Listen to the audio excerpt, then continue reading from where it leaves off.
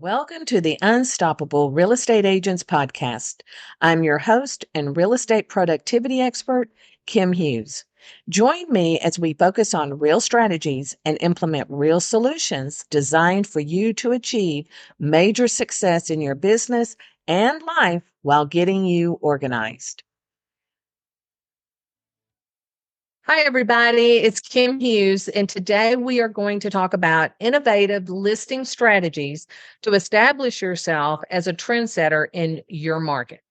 And we have Amy Snodgrass with us today. She is a listing coordinator on the Kim Hughes team, and she is going to bring her tips, her ideas, her strategies to the conversation as well. So, just very excited to have you with us today, Amy, and all of your insight. I am excited to be here, and hopefully I can share something that will be a good takeaway. Great. Okay. So the first thing that we want to start with is once you have that listing appointment created or scheduled, what we want to do is make sure that your listing presentation is stellar. So the first thing you need to do is sit down and look at that listing presentation, see if you need to update it, if there's any tweaking, any information that needs to be added, or any information that needs to be taken away based on what the current real estate market is doing.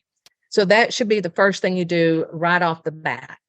The second thing that you should do is look at your property analysis, do a CMA, do whatever it is that you have to do to prepare for that property. So do your research so that you can go in with concrete information and they're not guessing at what you're going to tell your seller when they have questions for you. So some of the questions that I would like to see you ask these home sellers would be, is why are you selling? You know, if you ask that question, then most likely they're going to say, because we're moving either out of state, out of the area, we're moving across town, whatever that may be. And that will set you up as the agent who can help them either buy a home in another area that you work in, or introduce them to an agent that you can refer them to. So therefore, you're getting a referral fee. And then the second thing would be to ask them to share, what made them buy that home? Why did they enjoy living in that home for that amount of time? Have them talk about their neighborhood. And this will give you information on how you can write your property description. And you can also ask them to write a story about why they love the home, why they love the neighborhood. Maybe they want to talk about the schools. Maybe they want to talk about the convenience to all the amenities around them, whatever that could be. So not only listen to what they're telling you, but also have them write out their own story. And by doing that, they are involved and they feel that they can be involved in what goes on with that property. So a lot of agents will just go in, take their information, send out the photos, and just sends everything to the seller, where the seller may say, well, gosh, I wish they had said something about this room or that room or my backyard. So this is an opportunity for your sellers to be involved in what your property description will entail. And make sure that you get information about the schools that they can go to. And then also, most communities, will have a Facebook group or a neighborhood that they are active in. Ask them about that, because you might be able to promote that property in there. And if you can't, then they might be able to do that based on the guidelines of that Facebook group. And then also ask about any improvements that they've made to the home. I mean, this means anything from painting to changing, the water faucets in the bathrooms or in the kitchen, a new sink. Little details are going to matter. And so make sure that you ask them in detail, what updates? Did they update any appliances? The slightest thing that can bring value to the information that you're providing, because everybody wants new stuff. So make sure that when you talk to your seller, they give you all of that information. And if they can give you the receipts, the timeline of when these things were done, that's even a bigger bonus. So once you've gathered all the details about the home and then the seller, and the goal that you have for the seller, should be when you ask them to take a tour. So, you're sitting down, you're talking to them, you're getting all this information. Now that you've gathered all this information, ask them to take you on a quick tour and make sure you take notes of things that you see, like maybe the baseboards need to be painted, maybe the carpet needs to be cleaned. It could be little details that the seller doesn't pick up on, but you do. And if you pick up on them, most likely a buyer will pick up on it. So you want to eliminate any negative aspects of that home, whether it's just a speck on the floor that needs to be cleaned up to, did you put in new windows? Okay. Amy, do you have anything to add to that? No, I think that's great. And I always love to, have the seller list out everything that they know that they've done to the home, everything that any little thing they've done, make a list. And then you can also have them sign it. So then if there's something that comes back, then you're like, well, the seller said this, and then you've got their signature. So it's also a great way to cover yourself as well, to have them put it in writing and then have them sign it. Yeah. So, we're kind of, I think, when the sellers give you the disclosure agreement and everything, but this is going beyond, so Right. that you are aware of everything that's going on on that property, whether it's inside the home, outside of the home, in the attic, in the basement, whatever that may be. Right. Because as disclosures they don't cover the things that you've done cosmetically to the house most often. So, Right. Things that they've painted the rooms, they've replaced the carpet, they've added hardwoods, they've, done structural changes, they've updated the kitchen, things like that. All the things that they've done to the home in the past few years, things that home improvements that they've made, Right. List that out. And that could then become kind of a feature sheet that you could create as part of your marketing as well. So, Oh, yeah. And then, like I said a minute ago, have the seller, to me is really important. And we used to do this with the sellers, and we've kind of gotten away from it. So let's go back to having the seller involved and telling you their story about the home. So that would help you as the agent to market the home, and create your own content, basically, is what they're doing. So, yeah. What clients, we actually do that. We have a list of all the home improvements. He calls it the seller states. And then at the bottom, it's like a paragraph from the homeowner of why they bought the home. And sometimes they'll even talk about why they're leaving. So it's not a bad reason that we're leaving, that, we're upsizing or children have moved away or, whatever. So it's a great, good, feel good moment of why they love that home and the things that, like the neighbors, the events, the things that they've done. So that's kind of a way to emotionally attract new buyers. Yeah. Oh, I like that. Okay. So, of course, every agent should be prepared when they go on the appointment, because you could walk into that listing appointment and have a 30-minute conversation with your seller and they're ready to sign the listing agreement. So make sure that you have this ready, whether it's in a paper format or an electronic format. Just make sure you have everything organized so that when you do sit down with them, they see that you're organized. It's a visual thing that people are very, to me, the more organized an agent is, the better they're going to service me. So make sure you're very organized in your presentation. You can either put that presentation, I always say you carry a paper copy of your presentation and you put it on your laptop. You tell them you can PDF it and send it to them, whatever that may be. That's what you need to do. But they need that listing presentation. And I always say, leave it with them. Don't be worried about, well, the next agent's going to see it. Don't worry about that. Okay. Because even if they did see it and they thought maybe you had some good ideas, they're not going to implement them because they're just not going to do that. So they're going to take it, put it on a shelf, and it's going to sit there. So don't be worried about what everybody else is doing. The next thing that we want to talk about is, now that you've secured the listing, let's review the marketing strategy so that we can see if there's anything that you need to add to it or remove from it, because every home is going to be different. You may do all the bells and whistles for one property, and then another property, you may not need to do that. You may decide to do things based on the price of the home. the higher the price, the more you're going to do. So keep that in mind when you are creating your marketing strategy for that homeowner, so that when you walk in, you know exactly what you're going to deliver to them and they understand that. Then, so the next thing that we're going to talk about is some ways that you can show that you're a trend leader in the market. So the first thing I'm always going to say is you want to hire the best. Now, let me clarify that. The best does not always mean the most expensive. Okay. You want to hire the person, the photographer, the videographer, whatever the people are. You want a stager.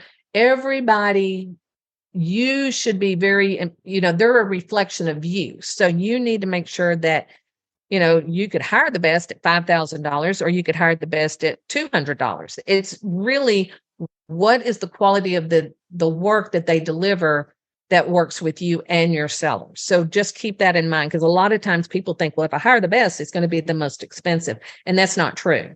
So just keep that in mind when you hire your photographer, your videographer, and make sure that you want high resolution photos.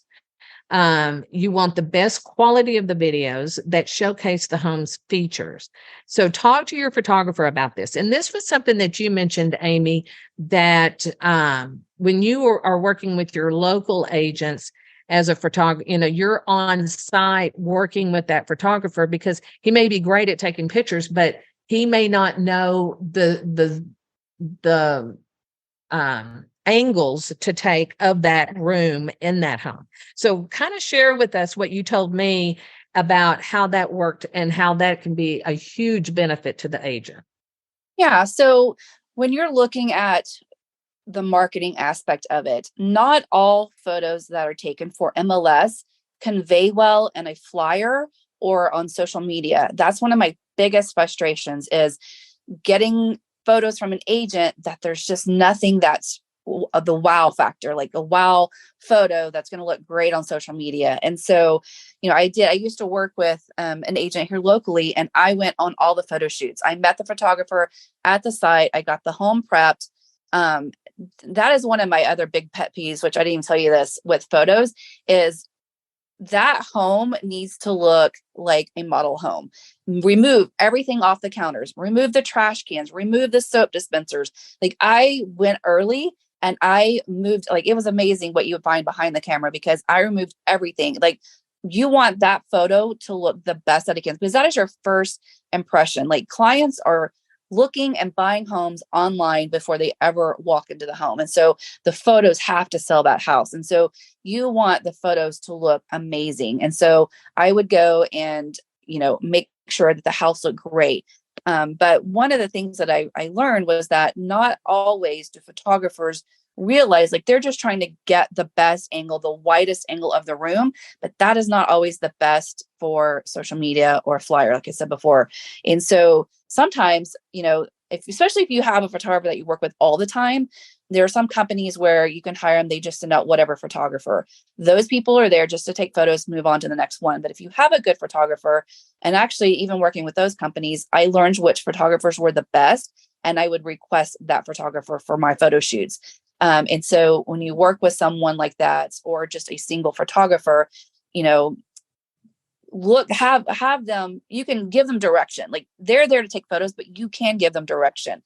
And so I would tell them, I need a shot of this room from this angle looking this way, or give me this shot of the backyard if there's a pool or something out there that's, show worthy. Especially those main areas, you want to make sure you're telling them, I need a good shot of this. And so you have at least one good shot that you can use on social media along with other photos. And so that's something I think, a lot of agents don't think about, is how is this photo going to look outside? Because when you have just a group of photos on social media or on MLS, you're just scrolling through the photos. But when you're trying to showcase your property on social media or on a flyer, you really need a wow shot. And so don't be afraid to give direction to your photographer. Even though you're not the photographer, you can give them direction, because you're the one that's going to be marketing the house.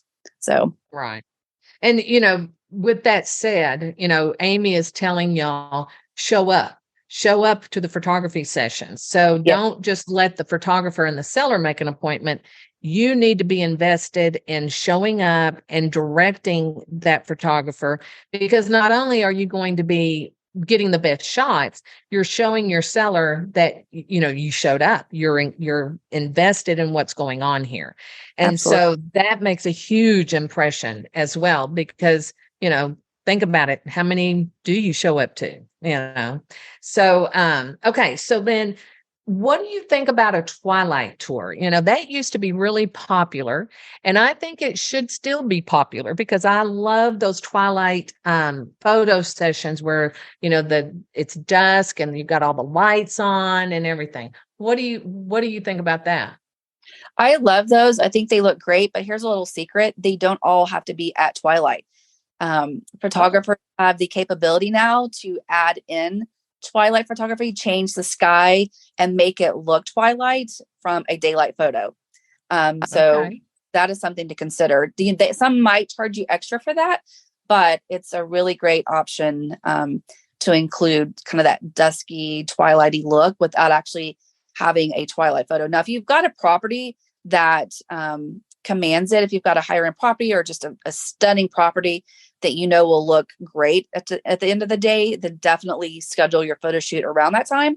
But if it's just, a normal home in a neighborhood, brick home, cute home, you can have the photo made to look twilight without actually having a twilight photo session. Okay. I love that and did not know that. So then let's talk about the virtual tours. Now, this one I find very interesting, because you have programs that you can use to create a virtual tour with slides. You can do 3D tours, and then of course, we're not going to talk about it right now, but drones. So there's all types of photography that you can do now along with video. So share with us what you were telling me about virtual tours and 3D tours and everything. So kind of go into that detail. Well, a virtual tour is really just a video slideshow of your photos, and almost all photographers will give you a link to a virtual tour. And a non-branded is what you can use on your MLS, but then you want the branded one to use on your marketing. At the very minimum, you have a virtual tour. If you've got a property or a photographer that does good video for inexpensive, have a video done, because that is actually a movement through the rooms. It's more than just a photo of that room in a slideshow. It's actually video movement of them walking through the home, and those really look great.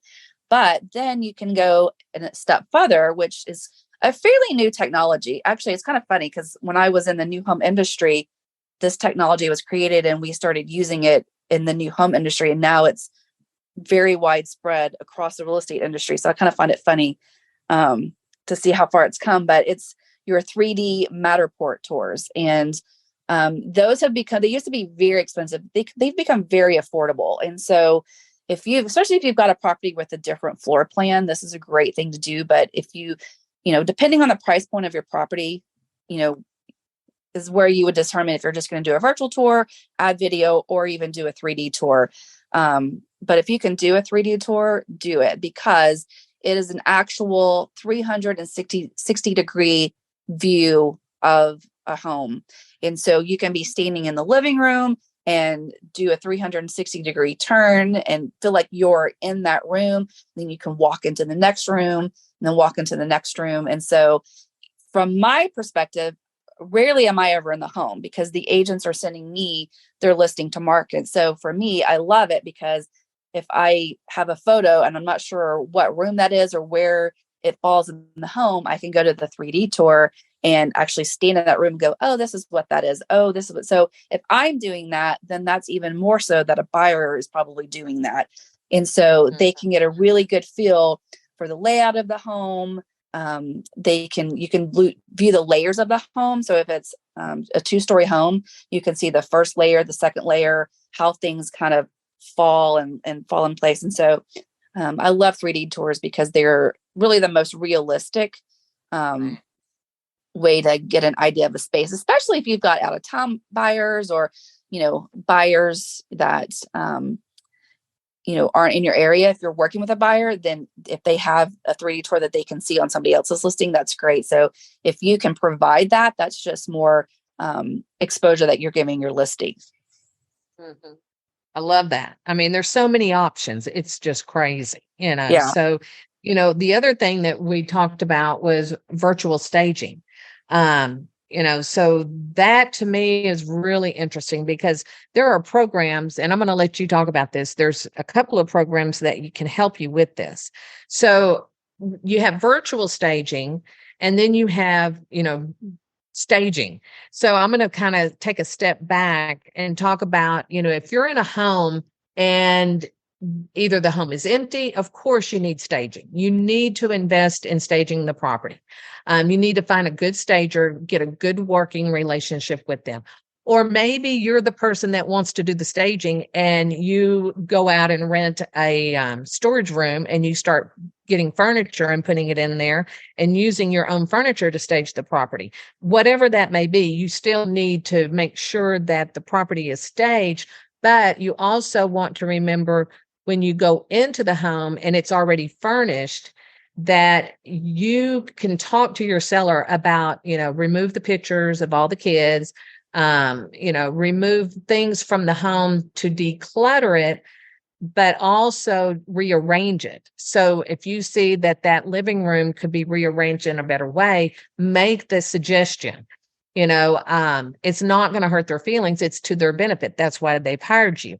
So show them that you are invested, but also show them that you are, what you're talking about. You're that person that can put it all together. But if you're not, then get with the stager and have them come in and do it. And they can mix and mix up the furniture in the home. So they don't have to come in and just take everything out. They can kind of tweak it with what they have on what the homeowner has. Kind of got off topic there a little bit, but so talk to us, Amy, about the couple of programs that you use for the virtual staging. Mm-hmm.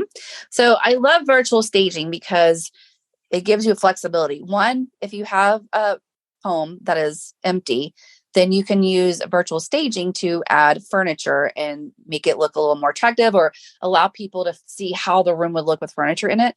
Also, if you just have a home that's kind of barely staged, maybe they've partly moved out or they just don't have a lot of furniture, virtual staging can be used to add accessories or even change out furniture. We've done that before. We had a client that had a condo that had a weird layout. And so we had the virtual staging company come in and change out what was in that room. It was crazy what they could do with it. And so there are companies that will do that. Box Brownie is a great one. I have a client that uses it, and she was just telling me the other day how much she loved using them. They're so easy to use and very inexpensive to use.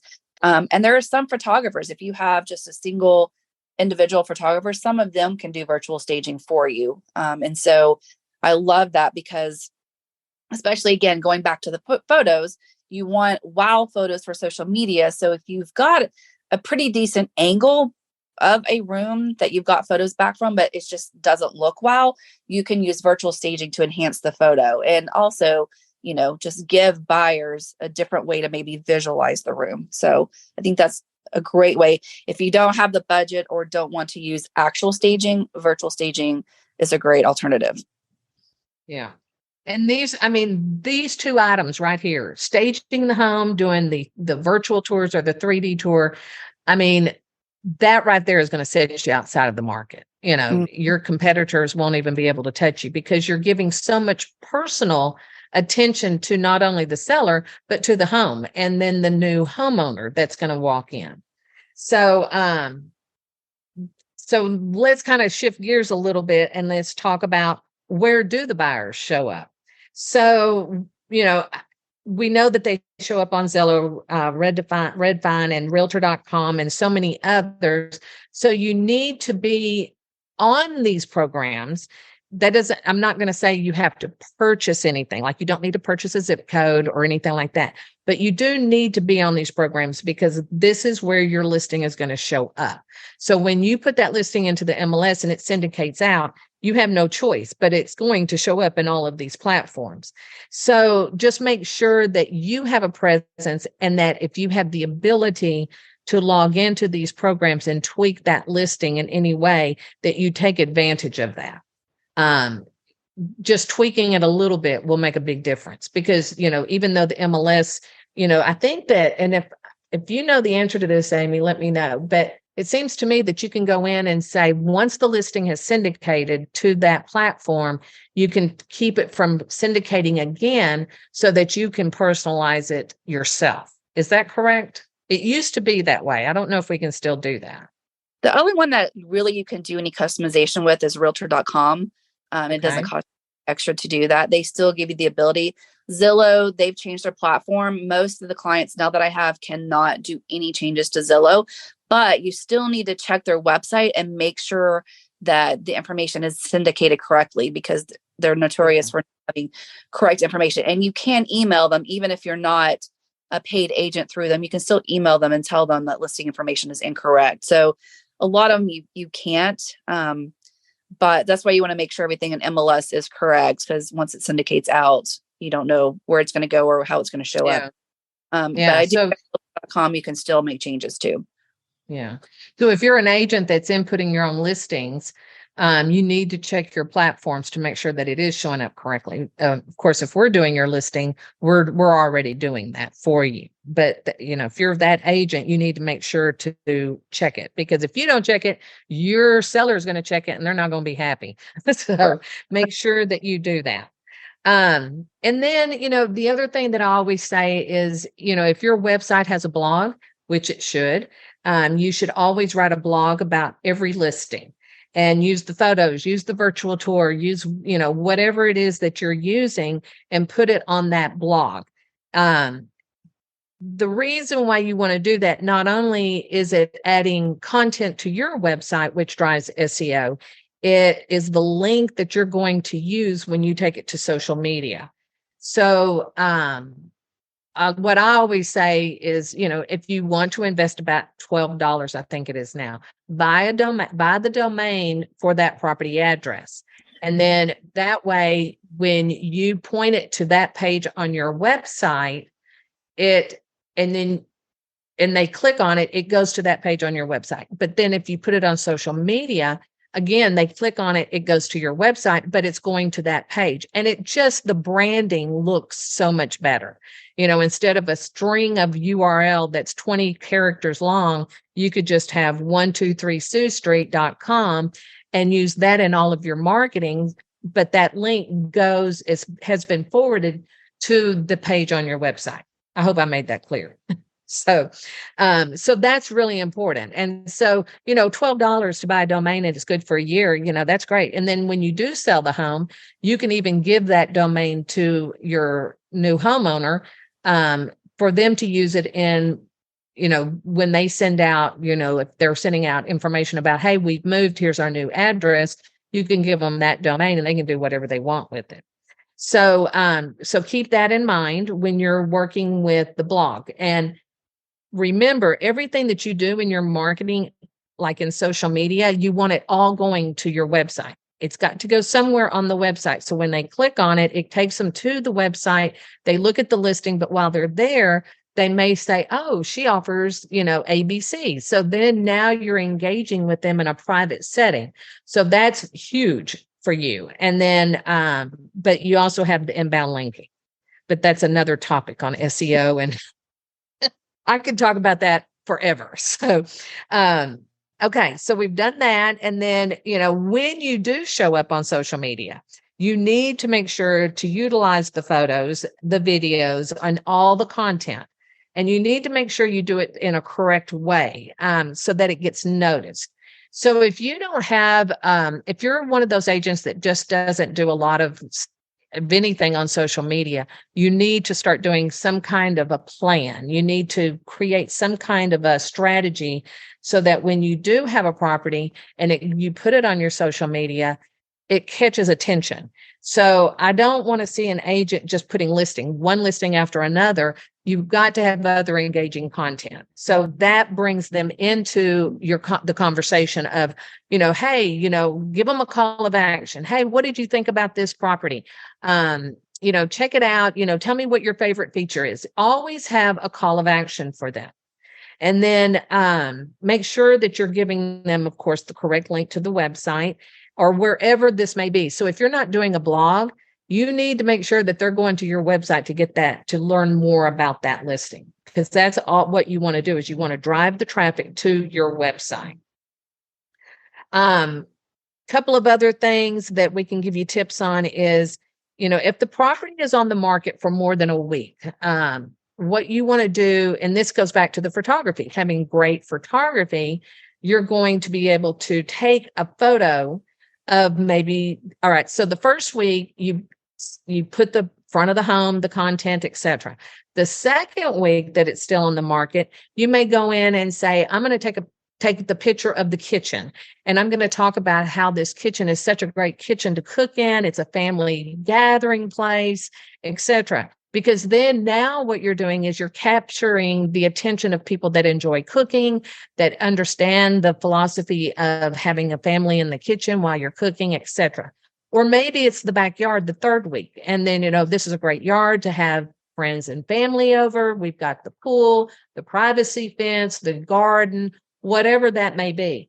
But you're highlighting that particular room or outdoor area in your social media, because then you're going to gravitate people that are interested in having outdoor facility to play in and have fun in and enjoy their evenings with a cocktail or with their kids or whatever. So every week you should be posting a different photo with a different story about that home and what it has to offer.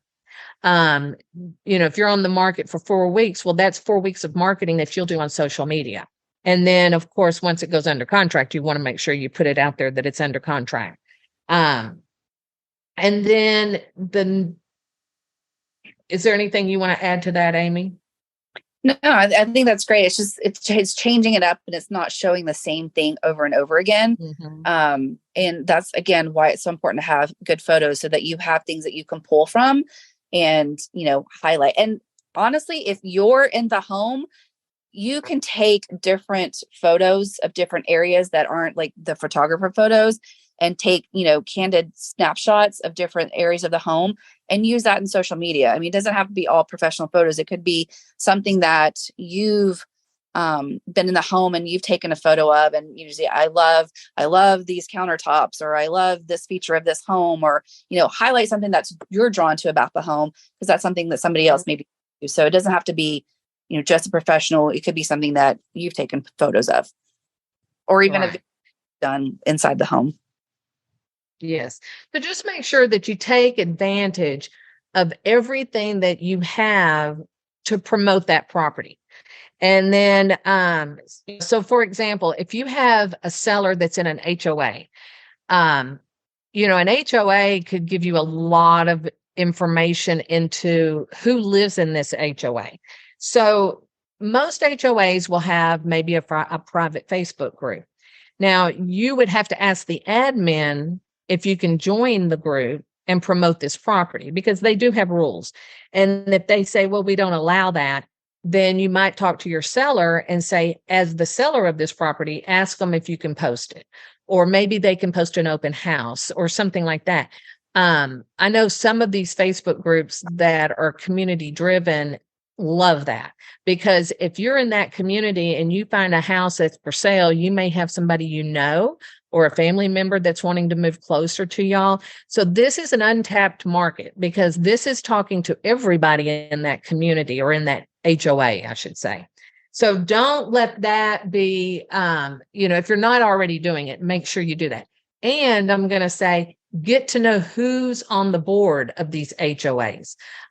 You want to be their friend. And so that way, when you do start having more properties available in that community, they're going to be more receptive to you. But an HOA board member could also be a great referral source for you.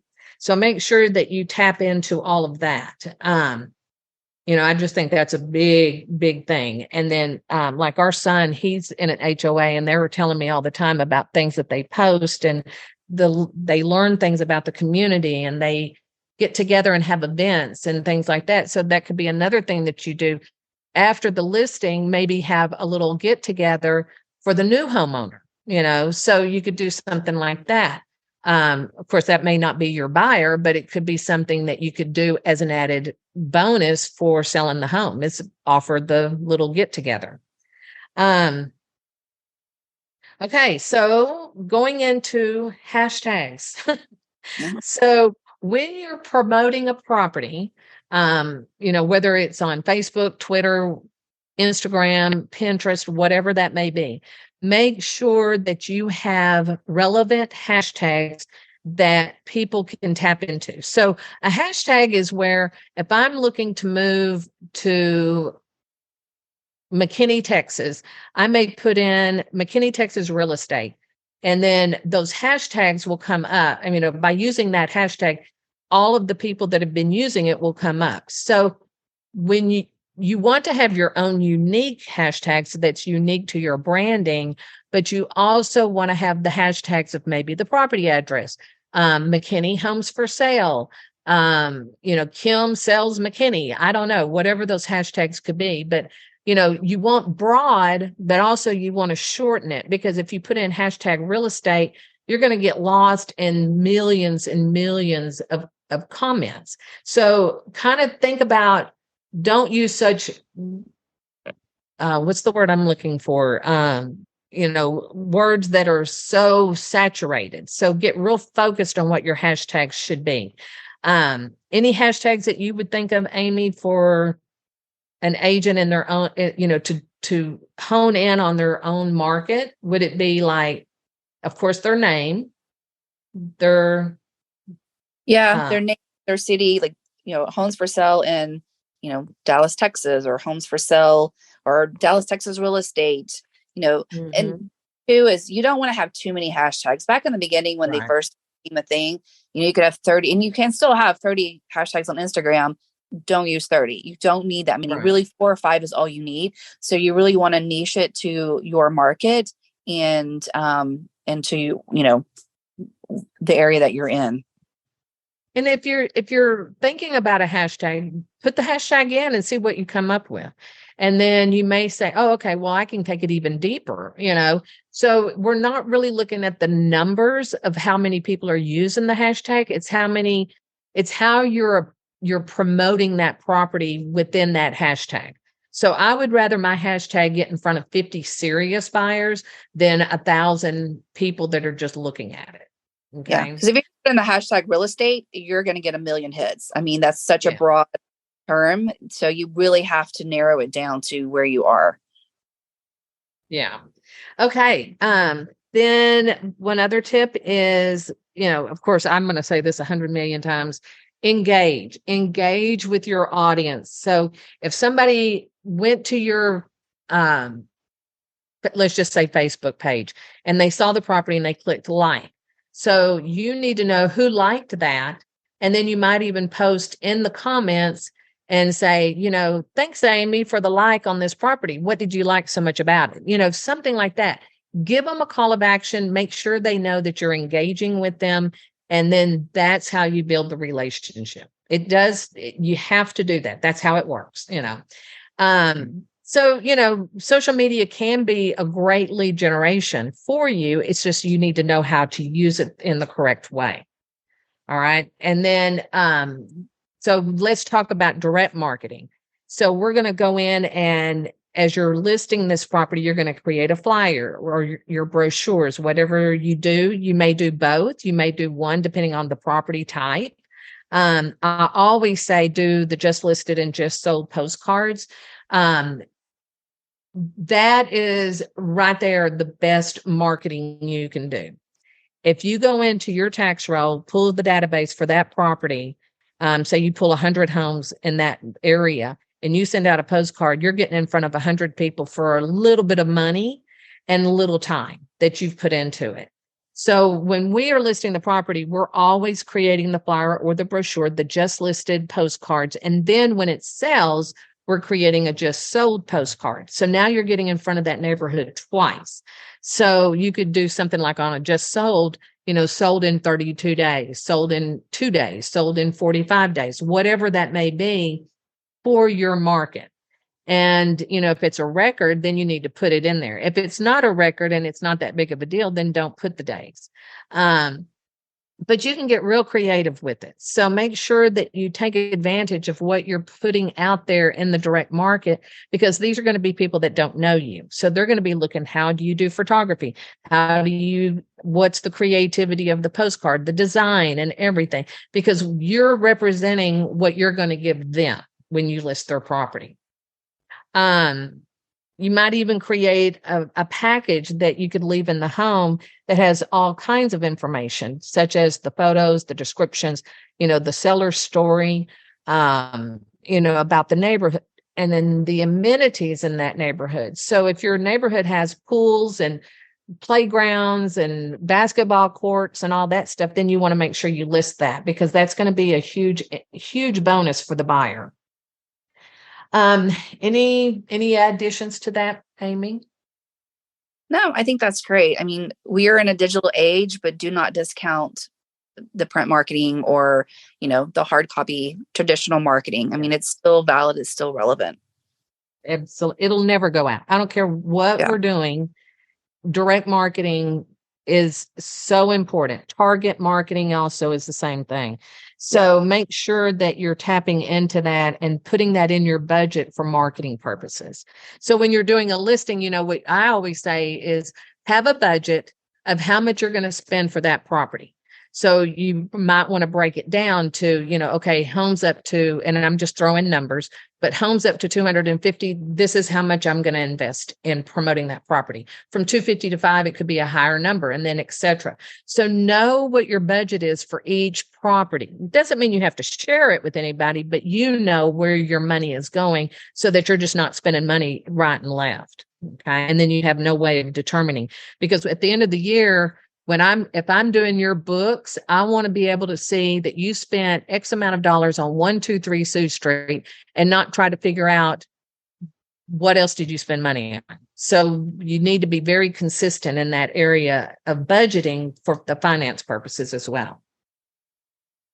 Now let's say that, here's an idea. So the other thing that we talked about the other day was having the property domain. Now we talked about, go out and purchase your property domain, the 123SiouxStreet.com, and then point it to your website. But you can, there's so many programs that you can use that will enhance marketing the property.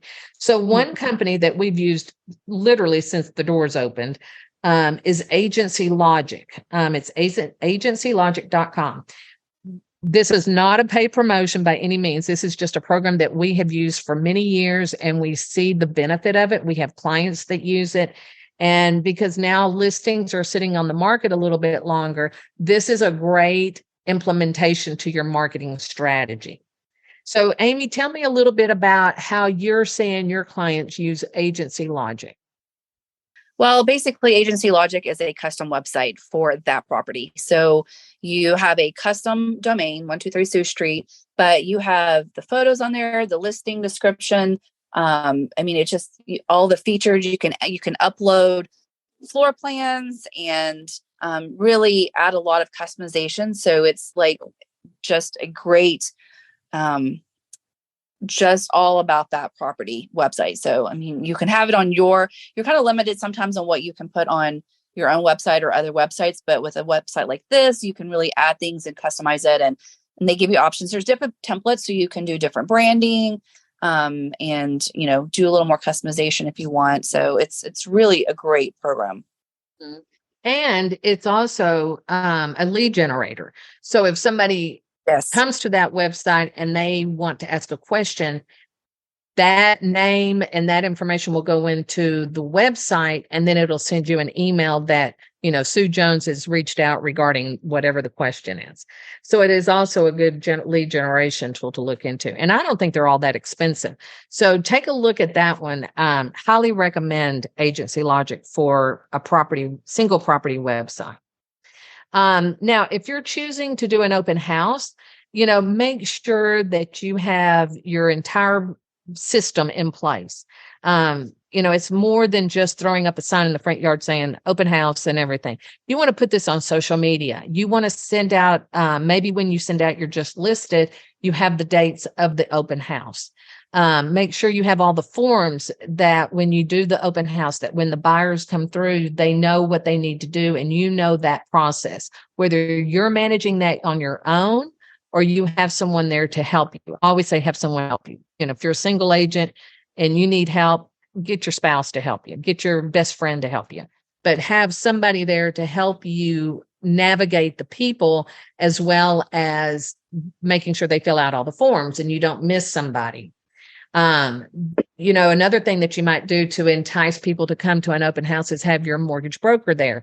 Have an insurance agent there, have people there that can answer questions from the buyers. So that way you are 100% ready for them to walk in the home so that they can make a decision as quickly as possible. Okay.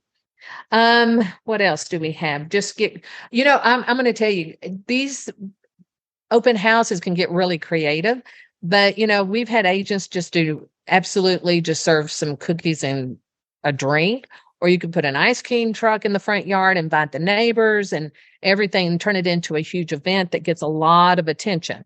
So you do what works for you, but know that you can get really creative with your open houses and make them a lot more fun than just somebody walking through the home and, well, what did you think? Would you like to put a contract on?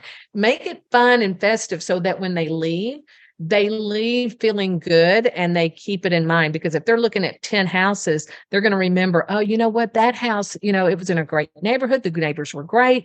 It was that house with the ice cream truck in front yard, that kind of thing. So give them association is always a big help. Love it. Yeah, it's, open houses can be a huge deal if it's done the correct way. And then, another way that is a kind of a new way to do it is look at your community of influencers, the social media influencers that you can bring in and partner with to help you promote that property. You can do a collaboration with them where, whatever that agreement is, but think about who they can put that property in front of for you. Now, remember, as an influencer is going to be a global. Okay. They're going to be, if they're really big, they're going to be all over the world.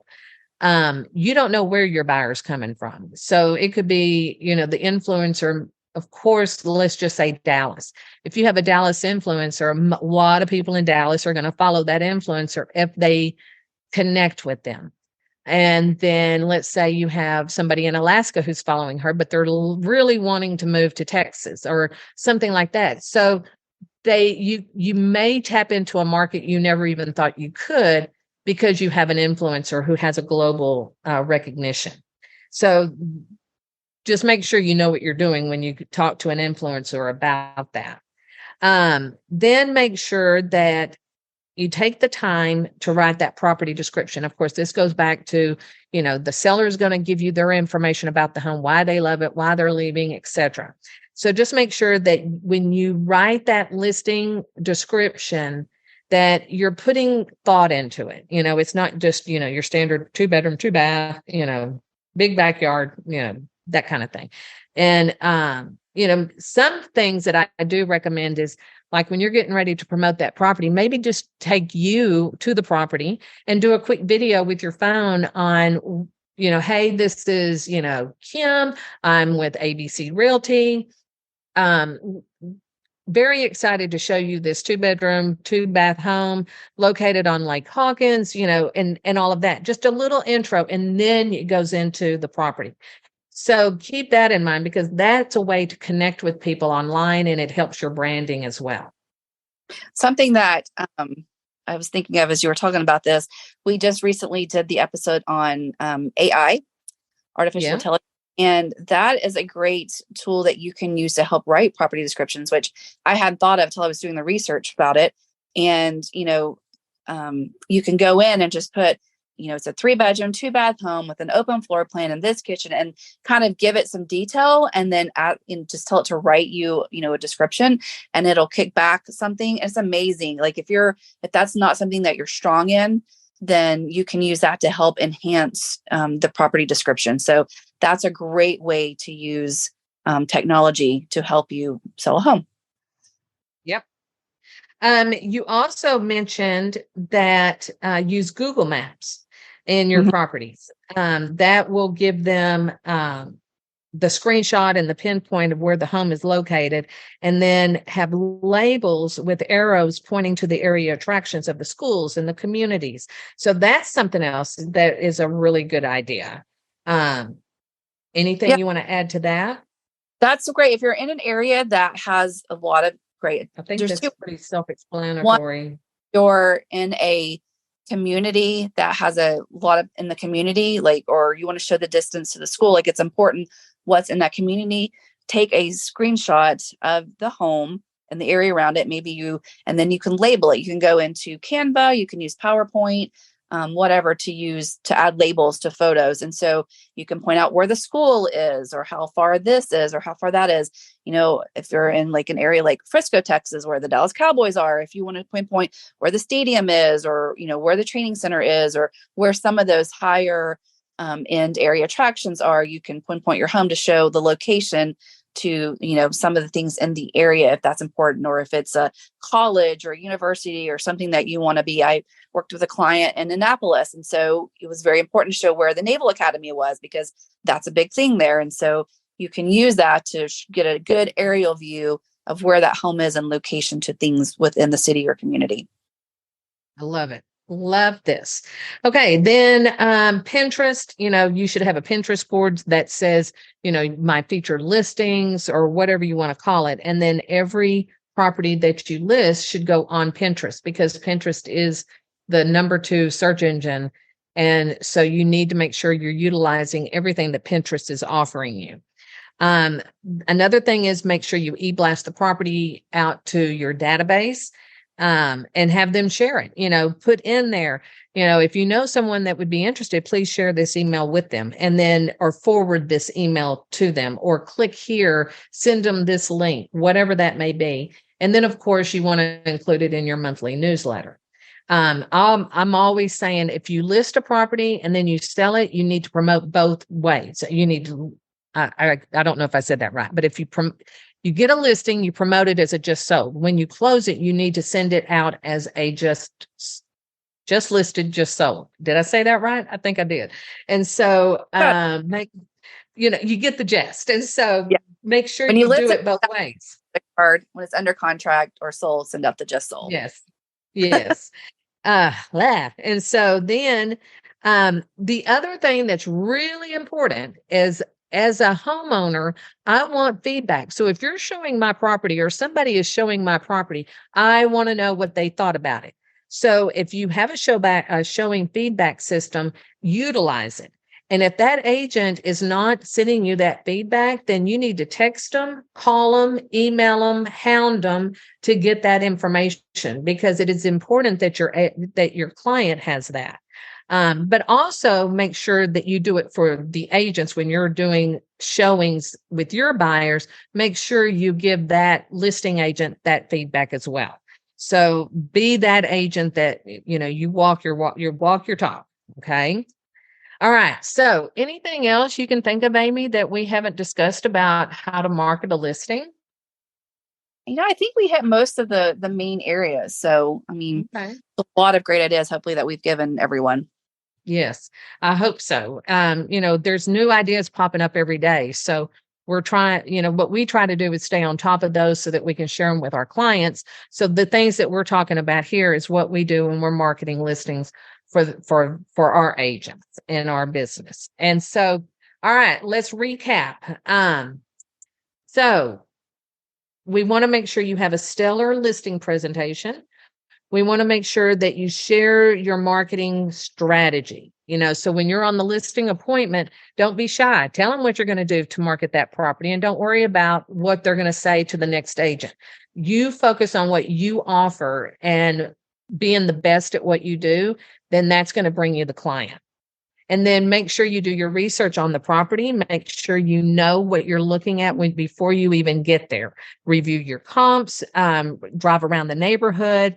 If you're 30 minutes before the appointment, drive around the neighborhood, get all if you see something that you're not sure of, write it down, ask your seller. Hire the best people. Okay. They are the ones that are going to give you ideas. You can collaborate together on what's going to be best to promote that property. As we said, have your photographer take unique photos of each room. Make sure that you promote this on social media in the correct way and that you stand out. Ask your seller about the neighborhood Facebook group or the neighborhood app and the rules that you have to follow to post the property on that group. And then create unique hashtags, use them as well as your keywords for your property description. So this was something I don't know if we mentioned, but when you're writing that property description, you want to make sure you're using keywords that drive the search engines to your website so they can pick up that listing on Google, on Pinterest, on, Bing, whatever the search engine they use. All right. And then make sure you write a blog and upload the photos to the blog. Make sure you have a link to the video. You want to drive traffic to your website. So make sure you're using the link to your website for that property. Don't send them to the MLS. Don't send them to Zillow. Send them to your website. And then get really creative with your marketing pieces because that's a reflection of how you market for them. And then collaborate with influencers in your area. And then last, just give it your 150% best. You go in and you tell them what you're going to do, then you make sure you do it and do it better than they expect you to do it. And then that way, that's going to bring you future listings because they're going to be referring you to all their friends and family because you did such a great job for their property. All right. So I think that pretty much wraps it up. Don't you think, Amy? I think we've covered a lot.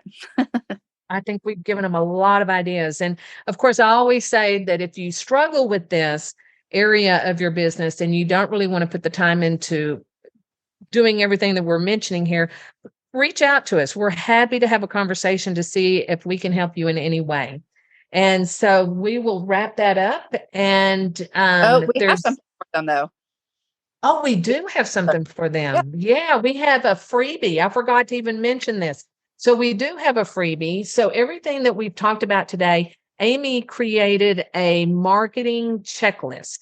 So you can click on the link in the show notes and it will take you over and you can download that to your computer, then print it out and put it in your policy and procedure manual. You can, tweak it to make it your very own, etc. So make sure you download the freebie that we've given you the link to in the show notes.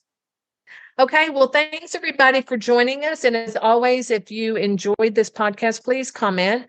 We'd love for you to follow us on all social media channels. And if there's anything that you would like us to discuss, make sure you let us know in the comments. We'll definitely put it in play and we will just talk to y'all next week. Okay. Thanks, Amy. I really appreciate all your time today and your knowledge. And everybody go out and have a great week.